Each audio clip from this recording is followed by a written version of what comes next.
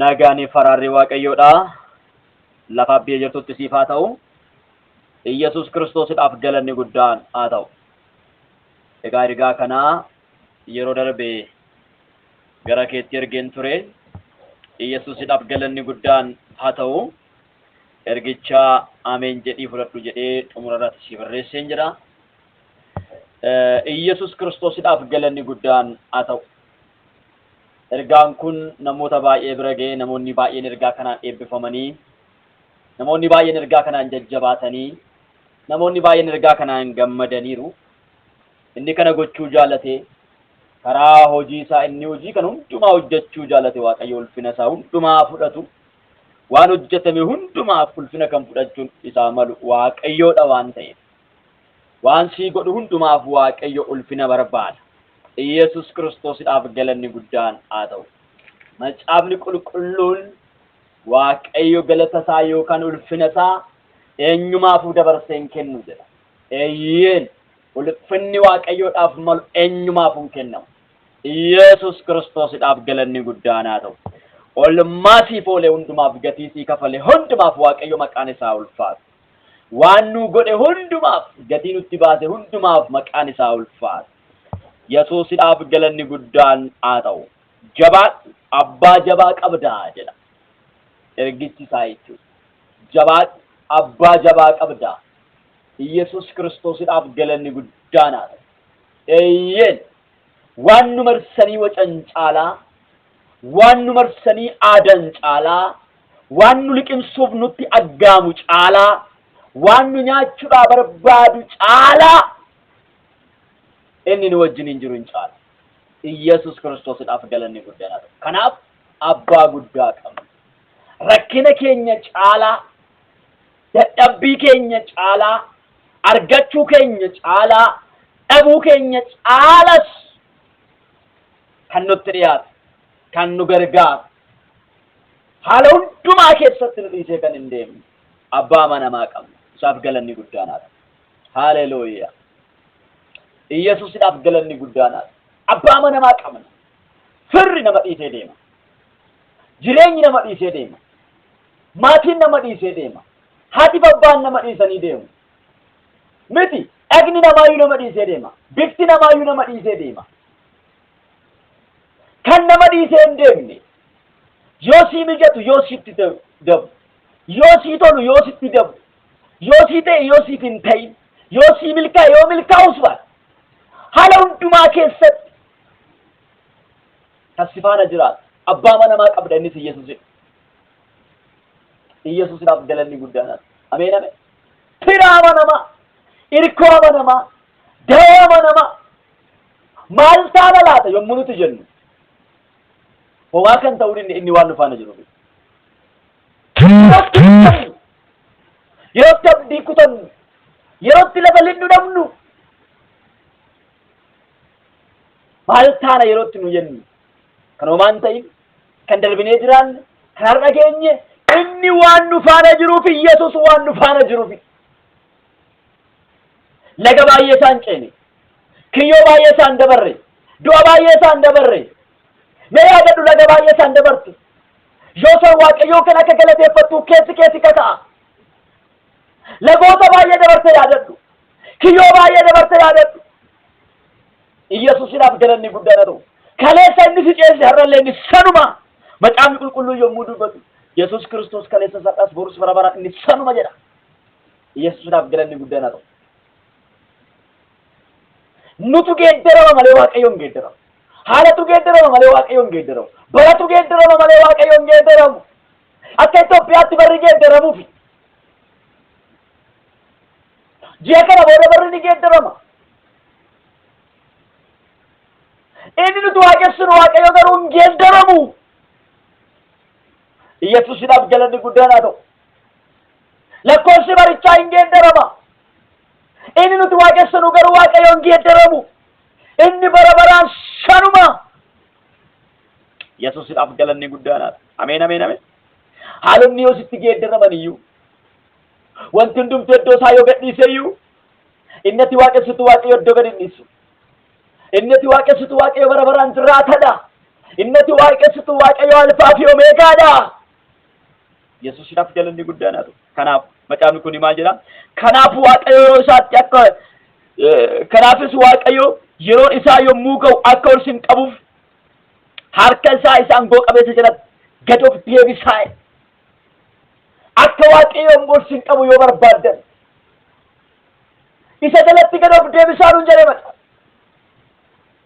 Ol qabamuu yoo barbaaddan isa jalatti gad of deebisaa. Ol jechuu yoo barbaaddan, mataa ta'uu yoo barbaaddan, dura ta'uu yoo barbaaddan gad of deebisaa nuun jedhe. Kanas jechaa jira waaqayyo. Ol ba'uu barbaaddan, guddachuu barbaaddan, nama guddaa jedhamuu barbaaddan gadi jedhi. Dura waaqayyootti gadi jedhi. Fuula isaa barbaaddan inni yeroo isaatti ol si qaba. Yerootti jedha waaqayyo yerootti hojjeta. Waaqayyo jalqabatti samii gaafa uumu, ardii gaafa uumu, ardii irratti waan argamu kana hundumaa gaafa uumu, samii irratti waan argamu kana hundumaa gaafa uumu, guyyaa guyyaadhaan qoodee uume. Wanti hundumtuu waaqayyo biratti yeroo qaba. Yeroo itti yaadatamtu waaqayyo biratti muramee kaa'ameera. Yesuusidhaaf galanni guddaan haa ta'u. Ameen ameen. Barreet itti gadda keetti raabbattu waaqayyo biratti muramee kaa'ameera. Al tokko tokko bishaan garaagaraa yommuu nurra yaa'u yookaan immoo rakkinni garaagaraa akka bishaanitti yommuu nurra yaa'u Yesuusidhaaf galanni guddaan haa ta'u. Marga bishaan keessaa ta'uun baay'ee barbaachisaadha. Margi bishaan keessaa galaanni dhufee yommuu gindii irra gangalchu, galaanni dhufee yommuu irra yaa'u, galaanni dhufee yommuu irra ciisu gadi jedha. Latti jedhee ciisa. Galaanichi yommuu darbu immoo ka'ee dhaabata. Galaanichi yommuu itti dhufu hin ciisa jala. Latti jedhee jalaa ciisa. Yoo sana booda galaanichi dhufa. Waan gangalchee darba. Waan gangalchee darba. Margichi gara uchumatti hafa. Ilaalee geessittan hima. Otoo waaqayyo si wajjiniin jiru. Yesuusidhaaf galanni guddaan haa ta'u. Rakkinni dhufee darbu si fudhatee hin ta'u. Iddoo keetii si buqqisuu hin danda'u. Rakkinni iddoo keetii kan si buqqisuu danda'u. Yoo ati ija kee isa si yaame Kiristoos irraa buqqiste duwwaadha. Yoo ati isa macaafni qulqulluun siin jedhe jireenya macaafni qulqulluun jiraadhu siin jedhe jiraachuu dhiifte duwwaadha. Hundee kee qofforee rakkinni kan si balleessuu danda'u. Yesuusidhaaf galanni guddaan haa ta'u. Osoo ati waaqayyo wajjin hin jirtu, osoo ati fuula isaa barbaaddattu, rakkinni yoo sitti geggeeffamayyuu si fudhateen sokka ofii isaatii sokka. Ofii isaatii sokka. Kanaaf gad of deebisaa waaqayyo ol sin qabaadhe macaafni. Lammaffaa irrattis akkas jedha. Inni isiniif waan yaaduuf yaaddoo keessa hundumaa isatti gataatii dhiisaa. Hin callaqaminaa. Hin dhiphatinaa. Inni waan isinii yaaduuf yaaddoo keessan isatti gataa dhiisaa. Eeyyeni waaqayyo nuuf yaada. Al tokko tokko wanti callaqamnuuf wanti dhiphannuuf ofii keenyaa yaadachuu gaafa jalqabnudha. Ofii keenya ofitti yaaduu gaafa jalqabnudha. Waaqayyo waa'ee koo ofii yaada jennee sarratti gannee gaafa dhiisne inni waa'ee keenyaaf waan yaaduu qibee qaba. Boleessa koo boleettii ko Yesuusidhaaf galanni guddaan haa ta'u. Waaqayyo waa'ee keenyaaf waan yaadu qaba. Waa'ee keef waaqayyo waan yaadu qaba. Waa'ee koof waaqayyo waan yaadu qaba. Yesuusidhaaf galanni guddaan haa ta'u. Ergaan kun sagaleen kun namoonni si dhaqqabu sheertee si dhaqqabu. Waaqayyo waa'ee keessaniif hin yaada. Amma daartee yoo jiraatte iyyuu, amma beeloftee yoo jiraatte iyyuu, amma harki kee duwwaa ta'ee yoo jiraatte iyyuu, duwwaa ta'uu kee inni duraan dursee beeka. Daaruu kee inni hin beeka, beela'uu kee inni hin beeka. Rakkachuu kee hin beeka, dhukkubsachuu kee hin beeka. Siitoluu kee hin beeka, sitti dhabuus hin beeka. Garuu yeroo tolsi qabu qaba. Yeroo isaa eegaa jira. Yesuusidhaaf galanni guddaan haa ta'u. Saaraaf Abrahaam ofii keenya arganne ilma akka isaan hin jenneef hamma isaan humna isaanii xumureettis hin jedhe waaqayyo. waaqayyo siif hojjechuu yoo barbaade, waaqayyo siif gochuu yoo barbaade, waaqayyo si eebbisuu yoo barbaade, waaqayyo kan ofii isaatti godhachuu yoo barbaade, jireenya kee hundumaa ofii isaatii hojjeta. Ani hojjetee fide akkati hin jenneef waaqayyotu waan guddaa naaf godhe jettee akkati isa galateeffattu. waaqayyo wanta guddaa nu hojjetee agarsiise nus warra gammachuu taaneera maxaafni. Yesuusidhaaf galanni guddaan haa ta'u. Ameen. Yaaddoo keessan isatti gataatee dhiisaa. Eeyyeen wanti nu yaaddessu baay'eedha. Wanti nu yaaddessu baay'eedha lafa kanarratti. Garuu sarratti gannee dhiisna. Yesuus irratti gannee dhiisna. Abbaa keenya irratti gannee dhiisna. Michuu keenya irratti gannee dhiisna. Isa nuuf yaadu irratti gannee dhiisna. Isa waa'ee keenyaaf dhimmu irratti gannee dhiisna. Isa waa'ee keenyaaf dubbatu irratti gannee dhiisna. Yesuusidhaaf galanni guddaan haa ta'u. Inni waa'ee keenyaaf yaada. Waan ati amma keessattu kana osoo ati keessa hin galin dursee beeka inni. Jireenya ati amma keessattu kana osoo ati keessa hin galin dursee beeka. Duraan durseeti beeka Waaqayyo. Galmee isaa irraa si qaba Waaqayyo. Yoomirraa gaafa ilma isaa Yesuus Kiristoosiin fayyisaa lubbuu isaa keetii fudhattee irraa kaasee galmee isaa irraa si qaba. Galmee Waaqayyo irra kan korre yookaan immoo iyyuu galmee jireenya bara baraatti maqaan keenya kan galmeeffame ilma isaa Yesuus Kiristoositti gaafa amanne irraa jalqabee sana booda turre galmicha. Galmicha irra immoo akkaataa itti korre gaafa laallu wuma tokko nuti wanti nu hojjanne hin jiru. Cubbamoota taanee osoo jirru ilma isaatti amanuu duwwaadhaan galmicha irra korre. Hojii keenya achirra hin baane. Jireenya keenya achirra hin baane, amala gaarii qabaanne achirra hin baane, yaada gaarii qabaanne achirra hin baane, galmee bara baraa irratti kan galmeeffamne, cubbamoota taanee osuma jirru, ormoota taanee osuma jirru, diina Waaqayyoo taanee osuma jirru, Yesuus Kiristoos fannoo irratti du'uudhaan, achirratti gatii keenya hundumaa muruudhaan, maqaan keenya galmee jireenya bara baraa irratti nuuf galmeeffame. Isa Yesuus hojjete sana ameen jennee gaafa fudhannu. Isa Yesuus fannoo irratti hojjete sana kan kooti jennee gaafa fudhannu anaaf jedhee Yesuus kan hundumaa godhe jennee gaafa nuti amannu maqaan keenya galmee jireenya bara baraa irratti galmeeffame. Sana booda maqaan keenya galmee jireenya bara baraa irratti galmeeffame booda jireenyi biyya lafaa kanaa nu jibbisiise. Hojiin biyya lafaa kanaa nu jibbisiise. Hojii gadheen Waaqayyotti hin tolle. Jireenyi gadheen Waaqayyotti hin tolle sana booda nu jibbisiise. Sana booda jireenya akkasii jiraachuu ni dhiisne. Karaa nuti filanne, jireenyi nuti filanne. Wanta Waaqayyotti hin tolle irraa adda baanee qulqulloofnee Waaqayyoof akka jiraannu taasise. Yesuusidhaaf galanni guddaan haa ta'u. Ameen ameen. Haleluuyaa. Yesuusidhaaf galanni guddaan haa ta'u. Waaqayyo mana isaa keessatti si guddisuudhaaf, yaada isaa keessatti si guddisuudhaaf, dubbii isaa keessatti si guddisuudhaaf sagalee kana gara keetti haasa'aa jira. Yesuusidhaaf galanni guddaan haa ta'u. Isatu sagalee isaa gara keetti fidee haasa'aa jira. Si guddisuu barbaada Waaqayyo. Mana isaa keessatti si guddisuu barbaada Waaqayyo. Yaada isaa keessatti si guddisuu barbaada Waaqayyo. Isa kaleessa qabdu caala har'a waan tokko akka dabalatu barbaada Waaqayyo. Akkasuma kaasee ana hojjetaa sana ni jisiisu. Jireenya kee irratti Waaqayyo waa dabaluu barbaade. Si keessatti Waaqayyo waa hojjechuu barbaade. Si keessatti Waaqayyo waa uumuu barbaade. Ana akka armaan ni jisiisu. Waan si keessatti hojjechuu barbaade qaba Waaqayyo. Iyyi kun iyyi akkasumaan isitti hin fakkaatu. Wanni kun waan akkasumaan isitti hin fakkaatu. Waa'ee jireenya kee keessatti waa hojjetudha. Iyya jireenya kee keessatti waa hojjetudha. Gibbiin iyyaa rikoodha. Iyya qulqullootaatiin akkuma jige. Yesuusidhaaf galanni guddaan haa ta'u. Iyyi ani karaa onlaayiniidha. Iyyi kun namoota keessatti waa hojjetaa jira. Namoota baay'eetu geeddaramaa jira. Namoota baay'eetu jijjiiramaa jira. Namoota baay'eetu lafatti kufanii ka'aa jira. Namoota baay'eetu daakunis siraachaa jira. Namoota baay'eetu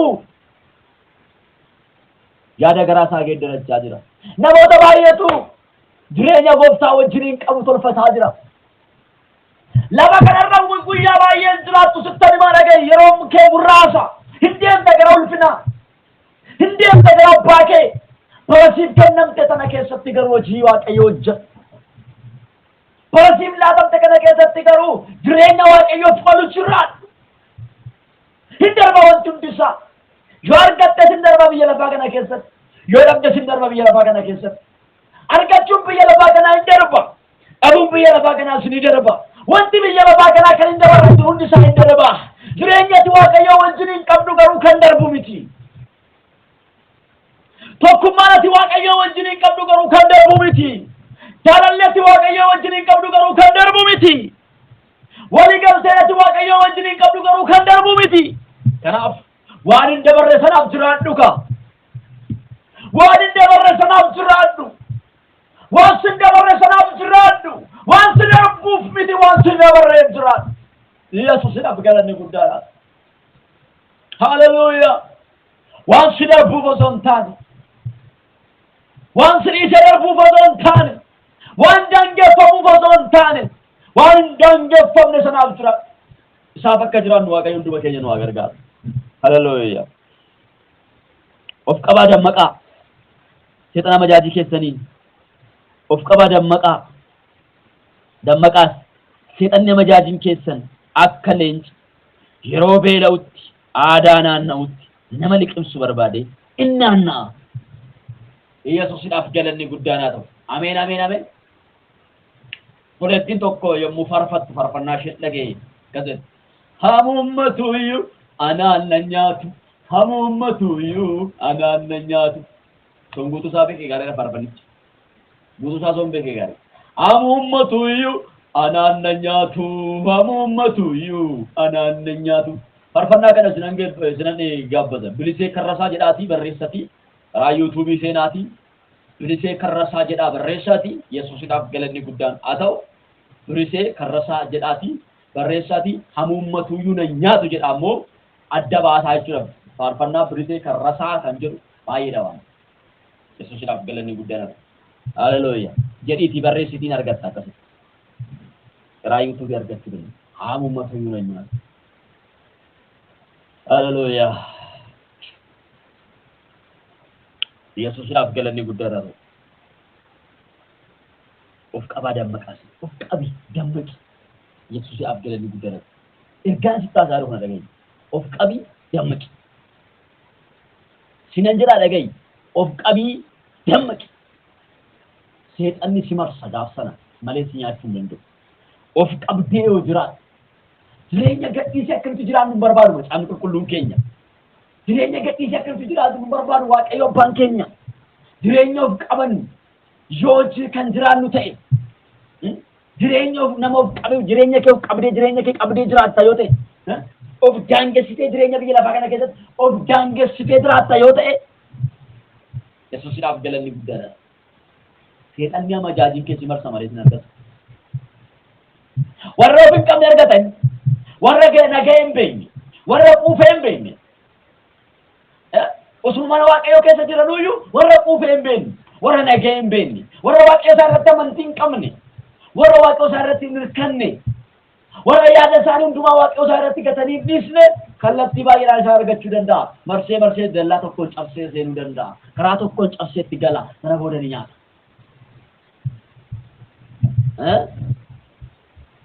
Jireenya keenya Waaqayyo wajjin godhannee gaafa deemnu garuu nu marsa malee nu argachuu hin danda'u. Kama jaajiin keenya seexanni diiyaabiloos akka leenca beela'ee aadaatuma deema malee nu argachuu hin danda'u. Sababbiin isaa inni nu eegu irra dhimmugu. Yesuusidhaaf galanni guddaan haa ta'u.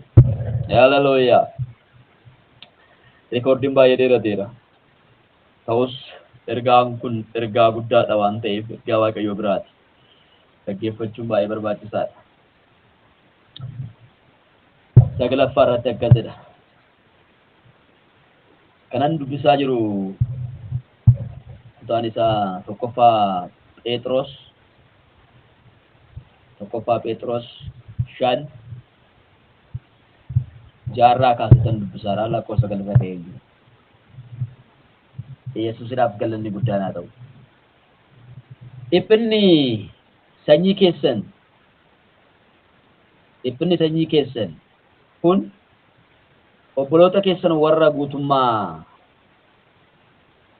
biyya lafaa keessa jiraatan akka dhufu beektanii warra amantiitti jabaatan ta'a. Beekaatii warra amantiitti jabaatan ta'a. Dhiphinni akka dhufu beekaatii maal godhaa? Warra amantiitti jabaatan ta'a. Seexanaan immoo mormaa. Yesuusidhaaf galanni guddaan haa ta'u. Ameen ameen ameen. Amantii keenyatti jabaachuu. Seexana immoo ittiin mormuu. Hojii seexanaatiin mormuu. Karoora isaatiin mormuu. Seexanaan mormaa. Amantii keessanitti immoo jabaadhaa. Iddoo biraatti immoo gara Waaqayyootti dhiyaadhaa. Waaqayyootti isinitti dhiyaataa. Seexanaan immoo mormaa isin dhiisee baqataa. Itti dabalee yeroo gabaabduudhaaf erga dhiphattanii booddee Waaqayyo inni ayyaanni hundinuu biraa argamu inni karaa Kiristoos gara ulfinaatti isa bara baraatti isin waame ofii isaatii iddootti isin deebisa. Isinin dhaaba, isinin jabeessa, hundee keessanis in cimsa. Yesuus Kiristoosiidhaaf galanni guddaan.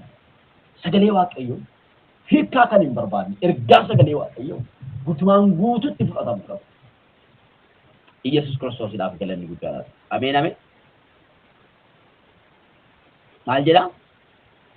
Yeroo gabaabduudhaaf erga dhiphattanii booddee garuu Waaqayyo inni ayyaanni hundinuu biraa argamu. Waaqayyo inni ayyaanni hundinuu biraa argamu maal isiniif godhanu hin jedhee? Inni karaa Kiristoos gara ulfinaatti karaa eenyuutiin? Karaa Kiristoos isatti nu itti amanne sanaatiin gara ulfinaa isa bara baraatti isin waame ofii isaatii iddootti isin deebisaa tokko. Isin dhaaba lama, isin jabeessaa sadii, hundee keessanis in jabeessaa. Afu Yesuus Kiristoosiidhaaf galanni guddaan. Ameen ameen ameen. Yaadni Waaqayyoo karaa ilma isaa Yesuus Kiristoos nuuf yaadee qopheesse yaada addaati. Ulfina addaati. Cimina, jabina Yesuusidhaaf galanni guddaan. Ameen ameen. Haleluuyaa. Karaa Waaqayyoo abbaa keenya, gooftaa keenya Yesuus Kiristoos, Waaqayyoo abbaan keenya karaa ilma isaa Yesuus Kiristoos wanti inni nuuf yaadee qopheesse guddaadha. Macaan qulqulluun yaadaan isinii qopheessan nu dubbatu beekaa. Yesuus Kiristoosiidhaaf galanni guddaan. Waan guddaa nuuf yaadee nuuf qopheesse. Inni waan isiniif yaaduuf yaaddoo keessatti gataa isaa. Xumura irratti maal jedhee? Aangoon baruma baraan isaaf haa ta'u. Ameen. Ameen. Ameen. Yesuusidhaaf galanni guddaan. Isa kana nuuf godhe Waaqayyo maal jennaarre?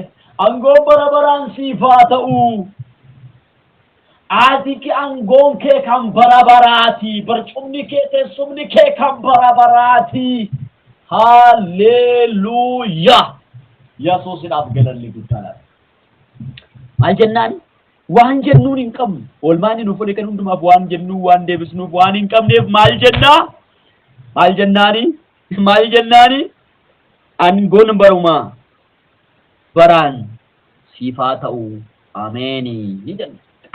Aangoon baruma baraan siif haa ta'u. Ameen. Jedhee xumure namni. Maal jennaree waaqa kanaa? Maal jennaree waaqa kanaani? Maal jennaree Yesuus kanaani? Insa gannaa bara baraani. Maal jennaree waaqa kanaani? Maal jennaree Yesuus kanaani? Insa gannaa bara baraani. Bitaa mirgaa waliin nu fuutee maatii abbaa tokko nu gootee tokko taane waaqa kanaani sabsa gannaa bara baraani. Maal jennaree waaqa kanaani? Maal jennaree Yesuus kanaani? Sabsa gannaa bara baraani. Maal jennaree waaqa kanaani?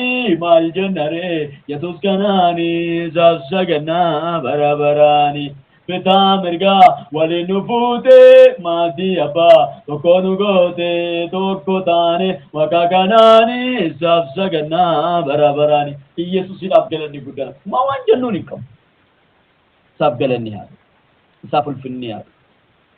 Yesuusidhaaf galanni guddaan haa ta'u. Isa dubbii isaa nutti dubbateef maqaan isaa ulfaatu. Isa dubbii isaa nuuf ergeef maqaan isaa ulfaatu. Yesuus eegi ulfaatu. Ulfaatu waa'ee lubbuu kanaa.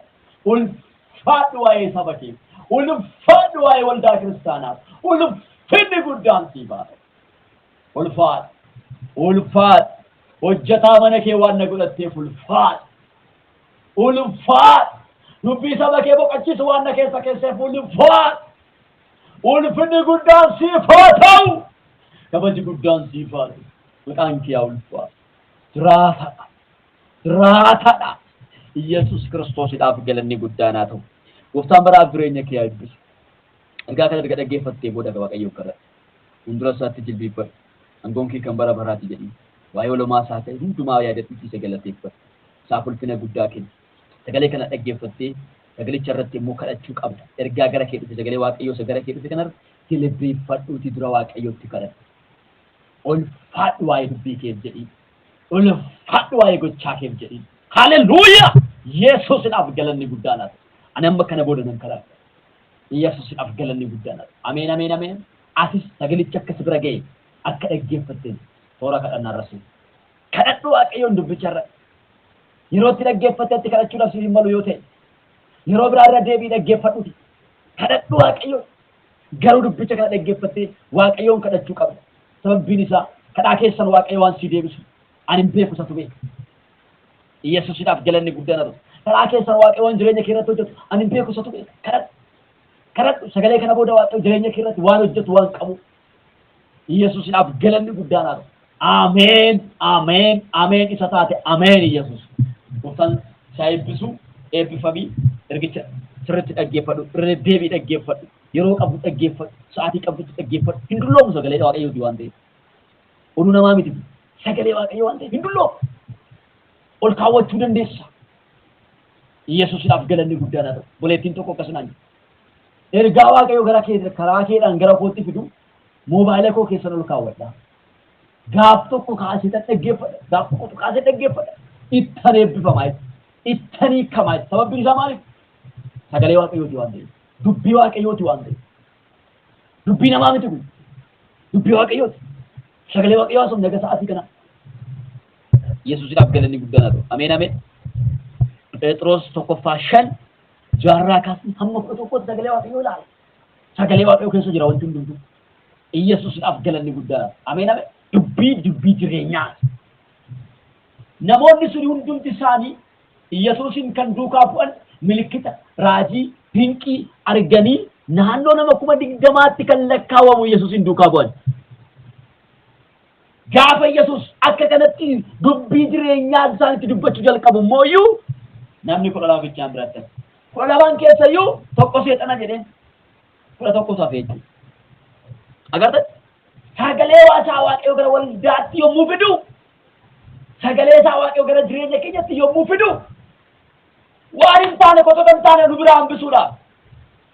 Dubbii isaa gaafa inni lallabuu eegalu wanti isa bakka isa marsee wacu suni marti Yesuus hin dhiisee biraa deemu.